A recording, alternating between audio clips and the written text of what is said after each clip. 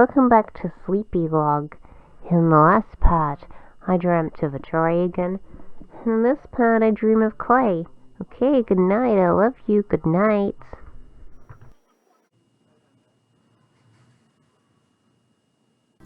And welcome back to Devlog. In this part we will be going over the first level in Pep-Pel's visual design and design in general. The visual design for the first level is for it to be the clay cottage level. This is mostly just clay and secondarily cottages. Basically it's a bunch of clay thrown together for a level, which I like for multiple reasons, and then occasionally I will throw a building in there to pretend like this is a clay cottage level, but it's mostly a focus on a clay themed level.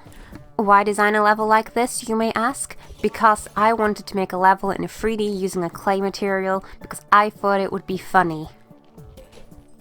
That is the 100% reason for making this level.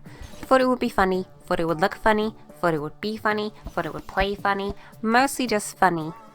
I also thought making a level in 3D in this game that is very 2D with 2D sprites would be an interesting exercise in creativity to actually make the visuals work in 2D, and I think they do pretty well. One way that they do work is the fact that they are just sprites, they are just rendered in 3D and then edited in such a way that they could be used as sprites in the regular method for making levels that I usually use. The rendering process for this is very simple. I will just make a basic shape. I will add a displacement modifier along with a subdivision modifier onto this shape, and then I will apply a material that is just a clay material to the shape to make it look like it's made in clay. I realize it's probably not a very authentic visual. It's not going to fool anybody into believing this is actually clay. It's not very photorealistic, but it does look nice.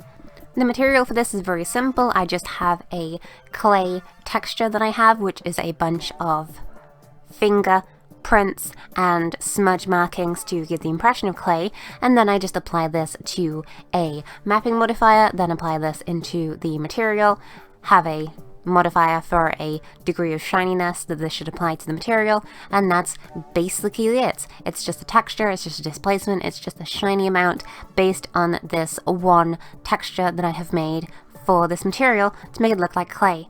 Overall, pretty big fan of this. In terms of the actual shapes, it's just tubes and cubes and circles and a monkey and triangles.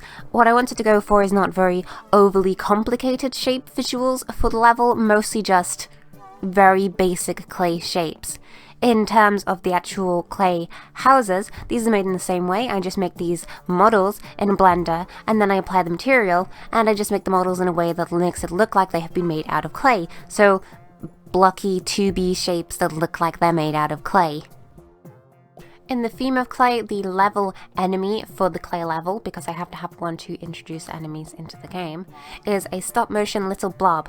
I adore how the little clay thingy moves. The method for this is very simple. I just made a three-dimensional model and then animated it in a way for all of the individual motions and then rendered its face and eyeball and eyebrow differently, and then rendered this out in 3D in the same way that I had the other clay renders out with the clay material modifier in Blender.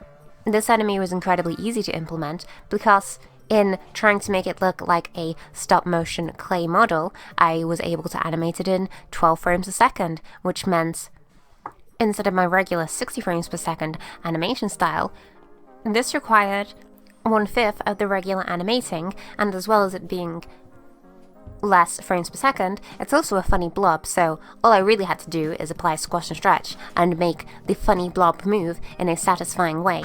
And that was all I really needed to animate this blob. Its actual animations in Unity then has a blend between its eyeball moving around and its eyebrow moving around with its motions, but realistically it's just this render out of the blob moving in different attack patterns, and that is all I needed for this own enemy. I then also made a funny little clay helmet for it for the metal variant of this enemy as well.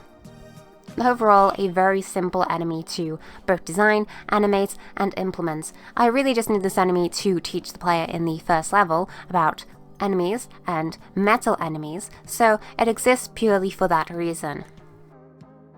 One thing about the clay level is that since the clay visuals are generally quite large and generally have to be a high detail, I have to make these rendered in a pretty high resolution. And this is for multiple reasons, the first being that the actual clay visuals are pretty big, so you gotta make the render big too.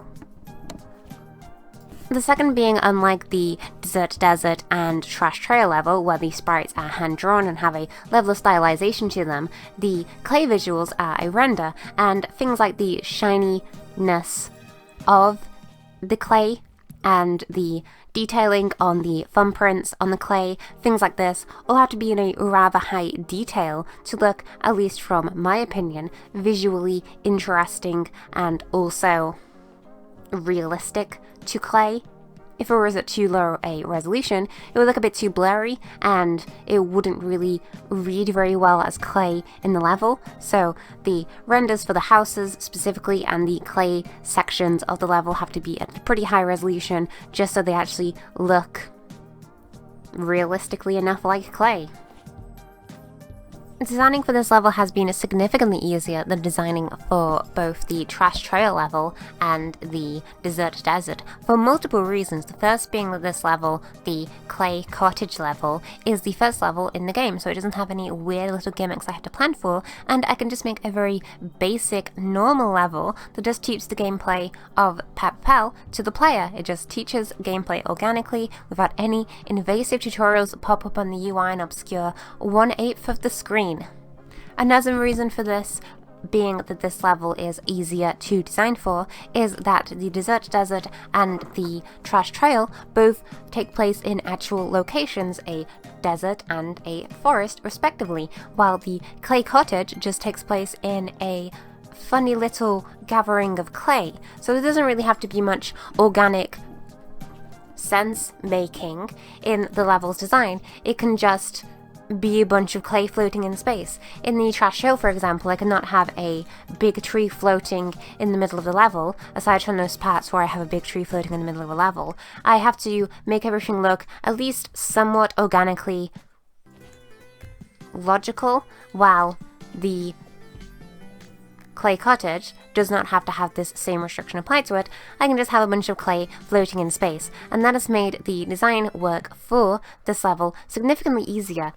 I also enjoy the Clay Cottage level's visual design purely because making levels out of the funny little clay material is quite satisfying and fun. It's basically just playing with sprite shapes in the way I would make a default level and changing them into the clay visuals, but it is pretty fun regardless, just posing clay tubes in a way that the player can run along them in a funny way. I'm also a big fan of how it looks visually to test for. I think it looks generally quite silly and funny, and I'm a big fan of the fact that I was able to use a render process that I enjoy so much in a level design. Have I said this already in the devlog before? I can't remember because I accidentally deleted half of the audio and I'm re-recording it. If I'm repeating myself more than I usually do, it's because we've been here before.